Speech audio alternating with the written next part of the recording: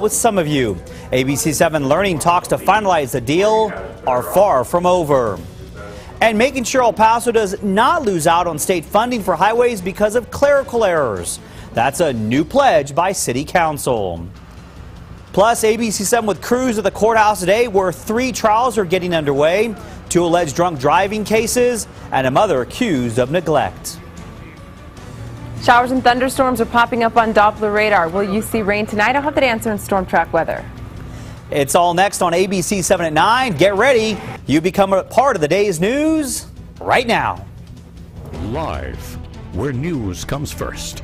From the Mesilla Valley and Las Cruces to El Paso and the borderland. This is ABC-7 at 9 on the El Paso Las Cruces CW.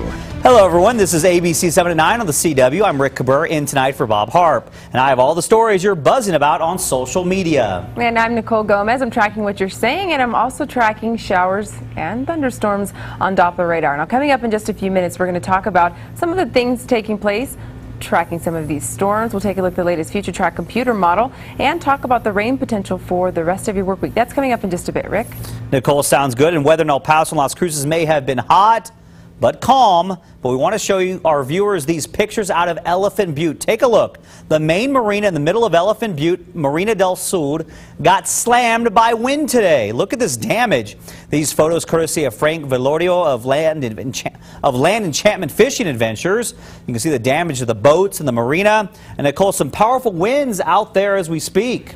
Absolutely. Winds, and we're also, again, tracking some of those storms. But we actually took a freeze frame of that storm that moved through TRC earlier today. If we can take Weather C, we'll show you just how powerful that storm was. And the Weather Service actually issued a severe thunderstorm warning around 4:19 with the reports of quarter-size hail, wind at 60 miles per hour. And microbursts, of course, they can cause some serious damage. Extreme microbursts, 50 mile per hour winds are possible. So as you can see, those photos that we just showed you, there was winds at 50 miles per hour, the roof collapsed. But currently on Doppler radar, you can see it's a lot more calm around the TRC area, where around I-25 there is just a few sprinkles. But we'll take a closer look at Doppler radar coming up in just a bit. Rick? Looking forward to it, Nicole. Thank you very much. We are expecting tomorrow's City Council meeting to get heated. Council is scheduled to discuss and possibly take action on the sudden $61,000 raise awarded to City Manager Tommy Gonzalez. ABC-7's Darren Hunt has a preview. After hearing numerous complaints from constituents, Representative Claudio Ordaz placed the item on tomorrow's agenda. Back on August 4th, after an executive session, Council voted 6-2, and Ordaz included to give Gonzalez the roughly 25% increase. Now, after just 1 year, Gonzalez's salary went from $239,000 annually to $300,000 at the urging of City Reps Larry Romero and Dr. Michael No. Only City Reps Lily Lamone and Carl Robinson voted against the big increase. Several reps spoke out in defense of their votes supporting the raise, saying Gonzalez had earned it by saving the city $6 million by restructuring top management, and stating it was more on par with salaries of other city managers in the state. Now, Ordaz told me today, although some may move to delete her agenda item tomorrow, she hopes that there is at least a discussion about the process, which she believes was rushed. She said there are a variety of things that could happen if the item is discussed, including a revote. I'm hoping to really accomplish figuring out a better process moving forward. Of course, I would like to revisit that vote. I don't know if the support is there. If I were to rescind my vote, that would be a 5-3, and then that opportunity, the mayor would have the opportunity to veto it.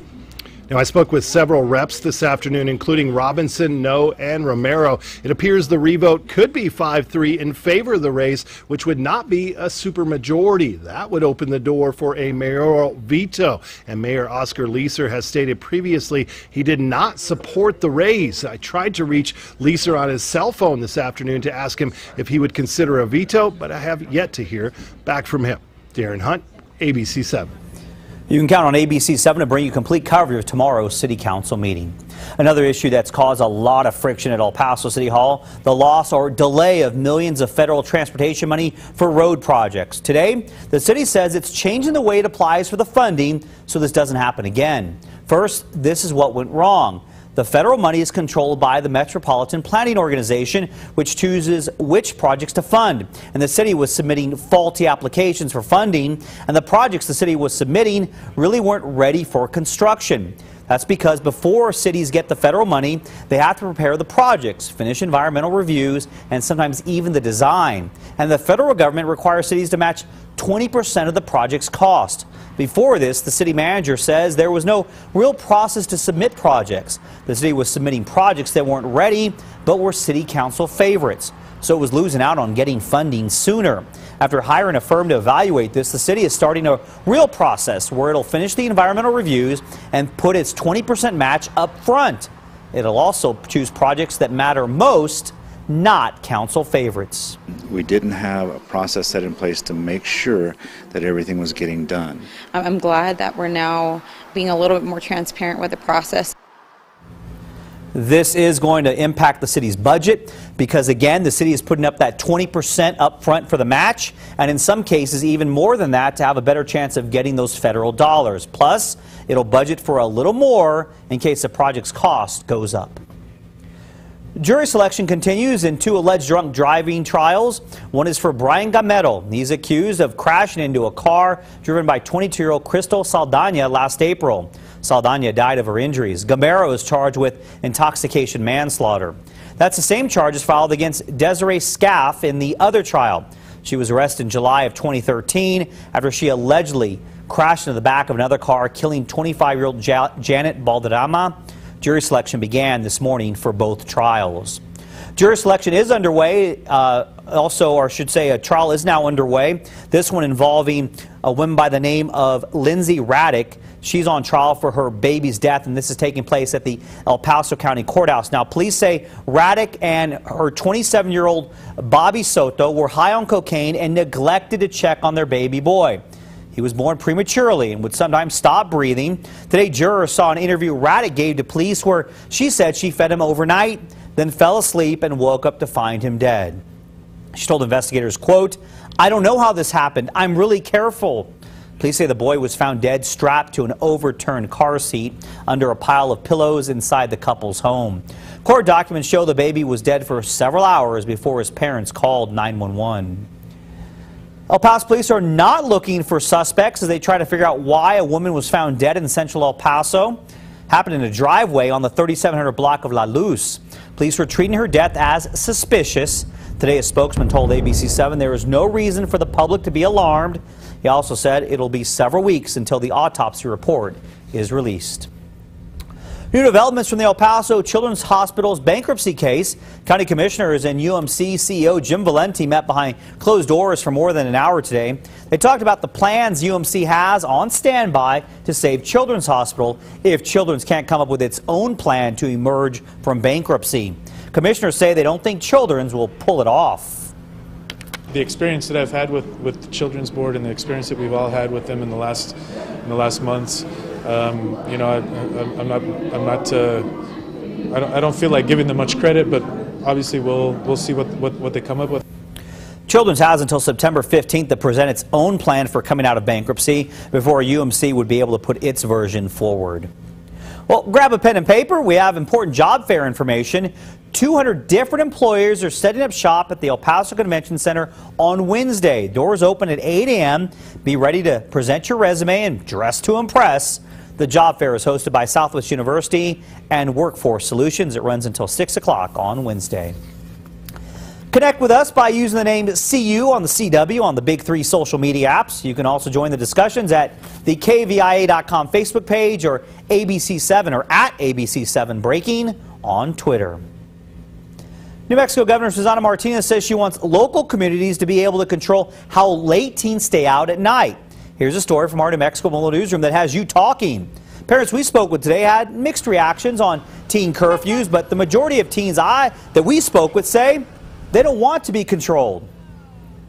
Now, the governor says she wants local communities to be able to control how late teens stay out at night.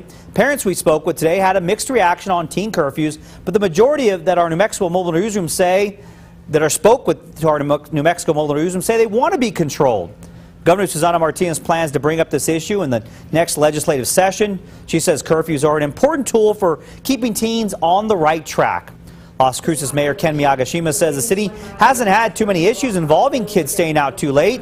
He says overall teens have been doing a good job at staying out of trouble. Some teens we spoke with today say a curfew in Las Cruces, that they shouldn't be punished for the mistakes of others by having a curfew.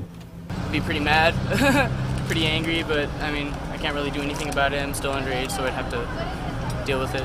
Just seems a wee bit unfair to me. I want to be the one to discipline my child. I want to be the one to enforce the rules, and I don't like big government telling me what I should do inside or outside my home. If the governor is supportive of it, all she needs is one legislator to put it through and pass the House, pass the Senate, and she's willing to sign it, then allowing us to use this as a tool to kind of monitor the situation. The last time New Mexico had a curfew was 21 years ago. The next legislative session begins in January. Here's what you have to say about that curfew on our KVIA.com Facebook page. Victoria writing, "We had that. They were called parents." And Laura Rachel, "It didn't work all that well years ago. Just saying." Vicky thinks it's a good thing. Great, 9 o'clock curfew preferably, and hopefully it will be enforced so parents will learn to be more responsible with their children. Isaiah, "I am my kid's curfew enforcer. To good parents, this shouldn't make a difference." You can still chime in, join our discussion on our Facebook page at KVIA.com. Storm track weather once again. Nicole Gomez standing by with the very latest on our forecast. I know you're tracking a few storms at this time. Absolutely, Rick. Nothing here in El Paso and Las Cruces now, but around the region we are seeing those showers and thunderstorms develop. Let's talk about Doppler radar, where you can see some of those showers taking place. First, we're going to travel a little closer to TRC, where, as we mentioned, had some damaging weather, severe storms and severe weather tracked through Elephant Butte earlier this afternoon. And currently, you can see around the Sacramento Mountains, we have seen showers and thunderstorms move through the Sacs, but now it's currently moving in an easterly direction. We'll travel to the south, where we have this cell. Looks like it's moving just east.